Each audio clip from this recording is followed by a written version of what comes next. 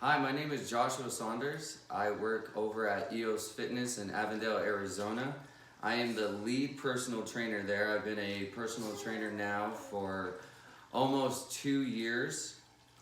I am certified also through the ISSA as a personal trainer and the NCCA. Looking forward to getting my strength and conditioning cert through the ISSA as well. Today's video is going to be about a high school football player in the wide receiver position. The entire program is designed to continuously get stronger throughout the entire season. So from preseason all the way to postseason, the goal will be to at least build strength or continue holding on to that strength. So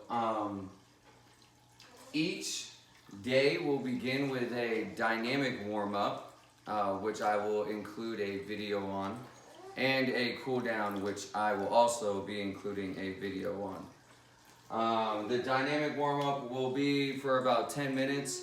This will include calf jumps, box jumps, or not box jumps, jump squats, and other things that I will include in the video.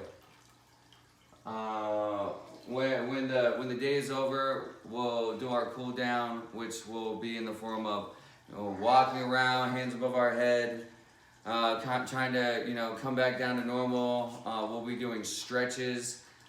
These will be used to not only help maintain flexibility, but to prevent injury as well. Also, throughout the entire season, we will be doing assessments. These assessments will be the 135-pound bench press, because we are dealing with a high school football player, so they do not need to be doing the 225 combine NFL bench press test. So we will be doing that. We will also be assessing the athlete's 40-yard dash, the vertical jump, the shuttle run, the 3-cone test, and the standing long jump. These will be done throughout the year to motivate the athlete to keep getting better at these. If they always know that they're going to be tested on these specific assessments, they will work towards getting better at them. And it also keeps it fun. It keeps it motivating. You're always working towards something. And that is also going to be the goal of the weight training as well. Always working towards getting better and getting stronger throughout the entire season. Because it helps keep you motivated and get you going. We will compare the assessments to the NFLs just to see where the athlete is at in relation to what the actual pros are doing. That way we are better preparing them for when they go to the college level, and they keep improving on their football and skills. As far as the football skills and the agility, these will be included throughout the season. The football skills will be mimicking the skills on the field that they will be doing. Practice makes perfect with these, so form is everything. So now let's get into the layout of the training season for the athlete. We'll begin with the off season. So this season is focused on gaining as much strength and conditioning as possible, while also throwing in skills and plyometrics as well. Yes, baby in the background. We'll make sure to use proper form with everything, because that is one of the best ways to prevent injury, is to make sure your athlete is actually performing the exercises and the movements correctly. So be a real stickler on form, that way we can safely progress them in the weights. So we will also be conditioning the athlete through high intensity interval training as well. So that will include sprints, 4 by 20 meters, things of that nature, which will slowly get better throughout the season. So to begin the layout, Monday will be weights and strength training, upper body focused. The next day will be skills, plyo, and conditioning. Some of those things will include calf jumps, jump squats, ice skaters, 4 by 20 meter runs, sprints, things like that. Wednesday will be lower body strength and conditioning, or weights and strength, excuse me. So we're talking deadlifts, squats, overhead squats. We're gonna be in the power range, the strength range, so 5 by 5, 4 by 6, and so on. So these reps and sets will also change throughout the season to make sure that the athlete is constantly getting stronger, getting better. That way they're building up their strength right into the competitive season. Preseason, we'll put a greater emphasis on power and speed and plyometrics. So the sets and reps have changed. So what I mean by a greater emphasis on speed, power, and plyometrics, what I mean is now we're going to be doing sprints, 6 by 20 meters. We're going to be doing football skills for 40 minutes, things like that. And in the weight room, we've changed the reps, we've changed the sets, and again, we should be getting stronger throughout this season. Come early season, again, a greater emphasis on power and speed and plyometrics. So same thing, we're doing different sprints, we're doing which are laid out in the training. We're still doing our strength and conditioning, but again, getting stronger throughout the season. Now during the competitive season, this is where it starts to change. So a greater amount of the time we want to be focused on actually practicing our football skills. So and we will also be keeping the strength and conditioning, right? But the Monday, Tuesday, Wednesday scheme has changed. So now Monday will be skills, plyo, and conditioning. Tuesday will be weights and strength training, upper body focus. Wednesday will be skills and plyometrics again, and conditioning. So Thursday will be rest day, and then again Friday will be skills, plyo, and conditioning. Saturday weights and strength training, and then Sunday skills, plyo, and conditioning. So a lot more focus on the skills and plyos. We're building up their football skills during the competitive season. We're just trying to not set any records. We don't want to injure the athlete during this time. So we want to make sure that we're not doing anything crazy in the weight room, but we're just maintaining our strength. And we're really working on the skills and the plyos and the conditioning. Now we head into the postseason. So the postseason, this is where we're going to be doing our recovery, our rehab if needed. We're really taking this time to take care of the body, to rest and recover. So we're starting off the week Monday with a rest day. Okay, a lot of the postseason will be a lot more rest days, and just trying to, just maintain what we've built up, right? But we're not trying to get really that much better. We're taking a lot more time to take care of the body. So Tuesday will be weights and strength training, but again, the reps and sets have changed.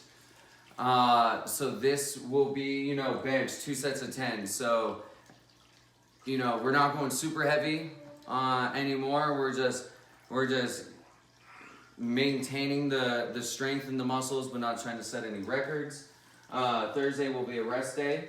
Friday will be skills, plyo, and conditioning. Again, we've dialed everything back on this day as well. We're just trying to maintain the amount of conditioning that we built up during the entire season. We don't want to lose it all, right? So we want to maintain what we built up, so dialing a lot of the training back.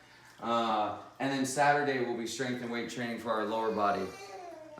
So our squats and pause squats, things like that. So just, again, maintaining our strength, but because we don't want to lose it. But you're not trying to set any records during this time. We're taking care of the body.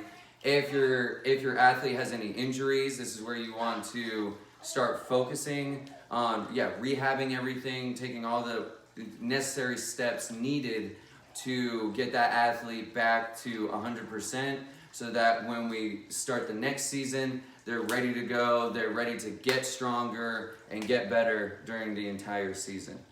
So that's my video, guys. That's how I would lay out a high school football wide receiver position. That's how I would do the entire training. That's my reasoning behind it. More in-depth look at my training layout will be included in the exam. Attached will be techniques and verbal kind of cues on how to bench, squat, and deadlift. So that will be included.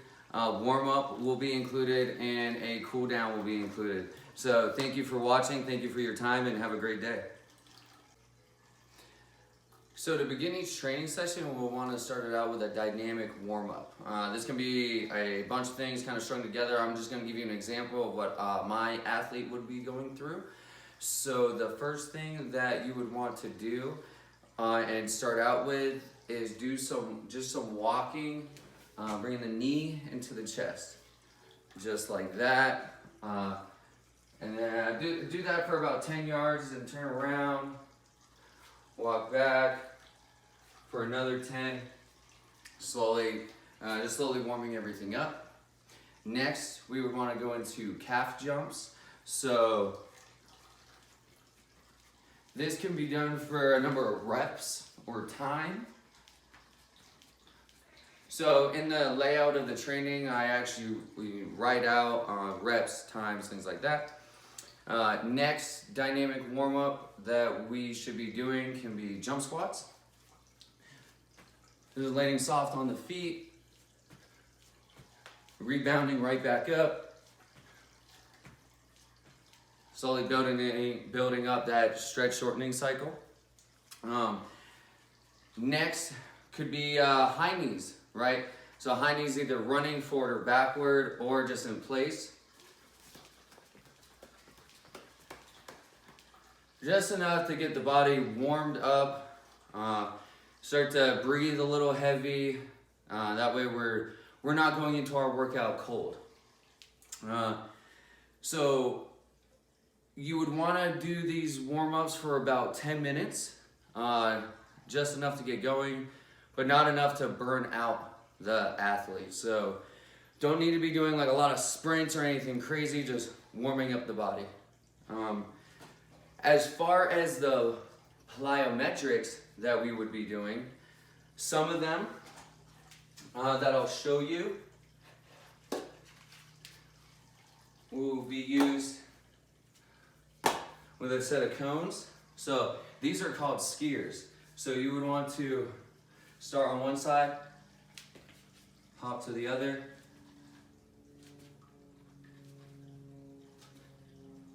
and then eventually you just want to speed it up. Just like that. Some other plyometrics we would want to do as well is the plyometric lunge.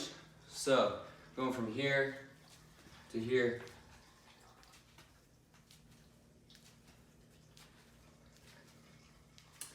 Also, some things that we could do as well could be some box jumps, one-legged box jumps, one-legged jump squats, such as coming down, up,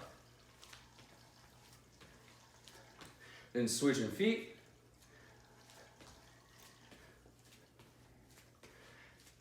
and so on and so forth. So the plyometrics are also listed in the layout of the training as well. So that's just a couple examples of the warm-up and some plyometrics. Thank you. So after each training session with the athlete, we'll want to be doing a cool down. So this will include stretching. So some of the stretches we'll want to do is make sure that we stretch out the hamstrings. So we're going to be doing a lot of running, a lot of jumping. So we're going to be reaching over to our left foot with our left hand, and also reaching over with our right hand, trying to keep our leg straight, our knee all the way pushed into the ground, leaning forward. We'll hold this position for about 30 to 45 seconds. Switch to the other side. And we really want to be reaching over, tucking everything in, driving that knee into the ground, stretching that out. We'll also reach forward as well, keeping legs straight on the ground. And I'll also get this butterfly stretch. So what I like to do is actually grab my ankles, drive my elbows into my knees, and lean forward. You'll be able to feel a better stretch that way. Try to get those knees down to the ground. Now all this stuff is to help the athlete or prevent the athlete from getting an injury. Increase their flexibility. Obviously we don't want to overdo it on the flexibility, but we want to do at least something. Make sure that injuries don't occur, because tight muscles does equal or will equal a strained muscle eventually. What we'll also want to be doing too is making sure we're stretching out the quad. So they could do this standing, just grabbing and holding, stretching out each quad. And then just making sure to take some time to walk around, cool down,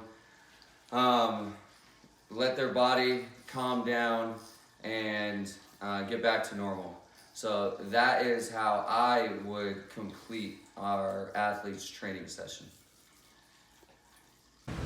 In this video, we're going to go over the proper bench press technique. So the first thing that I do is I get my eyes right underneath the bar. I pull my feet back and push them into the ground, squeeze my shoulder blades together, and then get my thumbs an even distance on the bar using those lines. Now I control the weight down and I press up as fast as I can. The layout of the training has us doing this for power, so 5x5, 6x4, things like that, pause bench. So a pause bench would be a pause at the bottom of the rep for a number of seconds. You could do 3 to 5 second pauses for 5 reps. This is how you properly do the bench press. In this video, we are going to go over proper deadlift form. So you want to set your feet about a foot apart and your hands right outside of your shins. The next thing you want to do is drive your chest up and press with your legs. At the top of the movement, you want to push your hips forward and squeeze the glutes.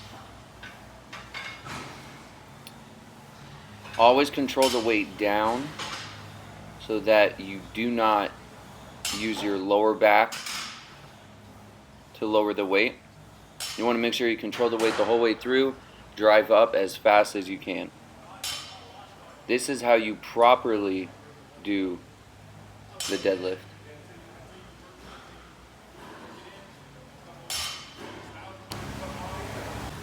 In this video, we are going to be going over squat techniques and how to properly set up. So the first thing that I do is I get my thumbs right at the lines so that the bar is even on my traps. I take 3 steps back, making sure to control the weight the whole way through. Going to push my hips back so that I can feel the weight in my hamstrings, and then I'm pressing up with my heels as I go up, pushing my hips forward, squeezing the glutes at the top, making sure to at least hit parallel. As you can see, the safety bars are set up. You do want to make sure that your athlete is training safely, so that if the bar cannot go up and he has to drop it, he is safely able to do so.